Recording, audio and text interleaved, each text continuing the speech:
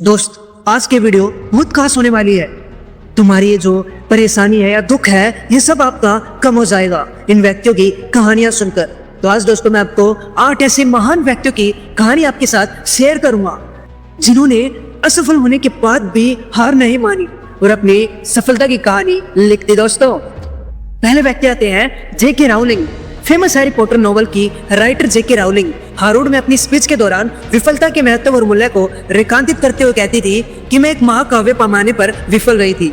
मेरा बहुत कम उम्र में विवाह हुआ था जो टूट गया था और मैं बेरोजगार थी। अपने माता पिता के साथ मैं आधुनिक ब्रिटेन के सबसे गरीब लोगों में शामिल थी। उस समय तक मेरे माता पिता के मन में मेरे लिए जो डर था और जो मैंने किया था, दोनों ही समाप्त हो गए थे। मैं उस सामान्य मानक में सबसे बड़ी विफलता थी जिसे मैं जानती थी। जेके राउलिंग ने कहा कि इस असफलता से मजबूती और दृढ़ निश्चय के साथ बाहर आना ही उनकी सफलता की सबसे बड़ी कुंजी थी। इन परिस्थितियों में भी जेके राउलिंग ने हार नहीं मानी और पूरे विश्व में अपनी सफलता की इबारत लिख दी। दोस्तों, अब दूसरी कहानी आती है स्टीव जॉब्स की। आज पूरे विश्व में स्टीव जॉब्स को कौन नहीं जानता। टेक्नोलॉजी के क्षेत्र में पूरे विश्व के अंदर क्रांति लाने वाले एप्पल की शुरुआत एक गैरेज में 2 आदमियों ने किया था। आज हम इसे $2 बिलियन से अधिक संपत्ति वाली कंपनी के रूप में जानते हैं, जिसमें करीब 5000 से ज्यादा कर्मचारी काम करते हैं। लेकिन क्या आप जानते हैं कि इस कंपनी को शुरू करने वाले स्टीव जॉब्स को उनकी कंपनी से निकाल दिया गया था। इस दौरान समय ने उन्हें एहसास दिलाया कि अपने काम के लिए उनका जुनून असफलता की निराशा से अधिक है। नेवस्टोर पिक्चर जैसे आगे के उपकरणों ने अतन स्टीव जॉब्स को एप्पल में फिर से सीईओ की स्थिति में वापस ला दिया। वर्ष 2005 में स्टीव जॉब्स ने अपने एक स्पीच में कहा था कि मैंने तभी से नहीं देखा था, लेकिन ये मुझे मालूम है कि एप्पल से निकाल दिया जाना मेरे लिए सबसे अच्छी बात रही जो कि मेरे साथ कभी भी हो सकता था। अगर आपकी भी जॉब चली गई दोस्त, तो उससे निराश ना हो, बल्कि उससे 2 कदम आगे बढ़ने की कोशिश करो, कुछ नया करने की सोचो, हार मत मानो। तीसरी कहानी आती है बिल गेट्स की। कुछ वर्ष पहले तक वर्ल्ड के सबसे रिच इंसान बिल गेट्स को सभी जानते हैं। ये हार्वर्ड ड्रॉप आउट थे। उन्होंने अपने करियर की शुरुआत में ट्रैफ ओ डेटा नामक एक बिजनेस को ओनरशिप किया जो पूरी तरह विफल रही थी। हालांकि कंप्यूटर प्रोग्रामिंग में इनके स्किल और जुनून ने इस विफलता को प्रेजेंस सॉफ्टवेयर कंपनी माइक्रोसॉफ्ट में बदल दिया। बिल गेट्स उस समय के 31 वर्ष के थे और दुनिया के सबसे कम उम्र के अरबपति बने। इस असफलता के बारे में बिल गेट्स ने अपनी स्पीच में कहा था कि सफलता का जश्न मनाना ठीक है, लेकिन असफलता के सबक पर ध्यान देना अधिक महत्वपूर्ण है। चौथी कहानी आती है अल्बर्ट आइंस्टाइन की। आइंस्टाइन शब्द आज के समय में जीनियस का पर्याय है। क्या आपको पता है कि relativity the special and the general theory के जनक सब है। अल्बर्ट आइंस्टाइन 9 वर्ष की आयु तक धारा प्रवाह नहीं बोल सकते थे। उनके विद्रोही स्वभाव के कारण उन्हें स्कूल से निकाल दिया गया और उन्हें ज्यूरिख पॉलिटेक्निक स्कूल में प्रवेश देने से मना कर दिया। हालांकि यह सभी असफलता उन्हें 1921 में भौतिकी में नोबेल पुरस्कार जीतने से नहीं रोक सकी। आइंस्टाइन का मानना था कि सफलता की प्रगति में विफलता रहती है।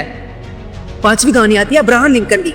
अमेरिका के सबसे फेमस राष्ट्रपति अब्राहम लिंकन असफलता के सबसे बड़े उदाहरण है। 1831 में व्यापार में सफल हो गए, 1837 में नर्वस ब्रेकडाउन से पीड़ित हो गए, 1856 में राष्ट्रपति पद की रेस से बाहर होने के बाद भी अब्राहम लिंकन अपने रास्ते पर अड़िग रहे। लिंकन ने कहा था कि मेरी बड़ी चिंता यह नहीं है कि आप असफल हुए हैं या नहीं, बल्कि यह है कि क्या आप अपनी सफलता से संतुष्ट हैं।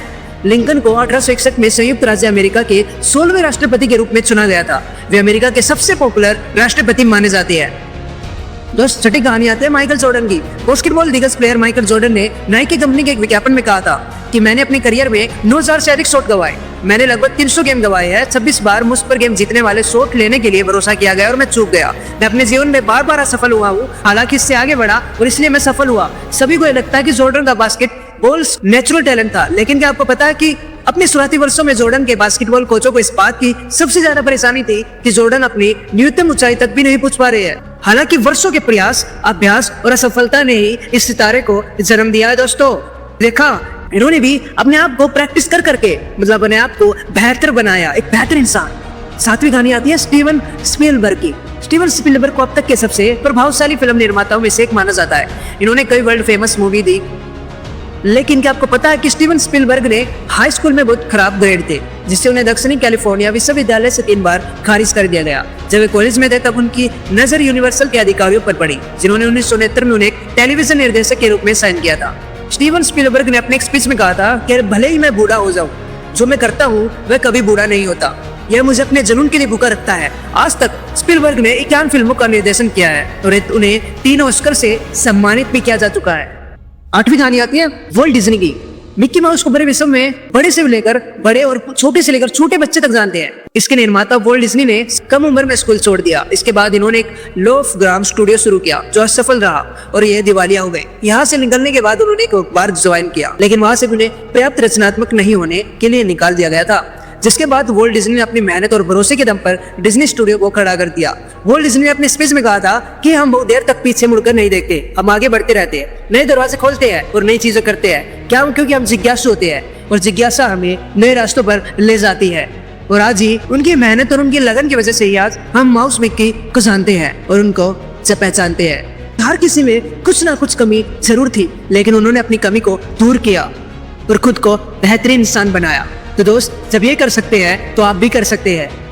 तो शुरू कर दीजिए। अपने आप को निराश मत करो, हताश मत होने दो, अपने आप को हिम्मत दो। जब ये कर सकते हैं तो आप भी जरूर कर सकते हैं।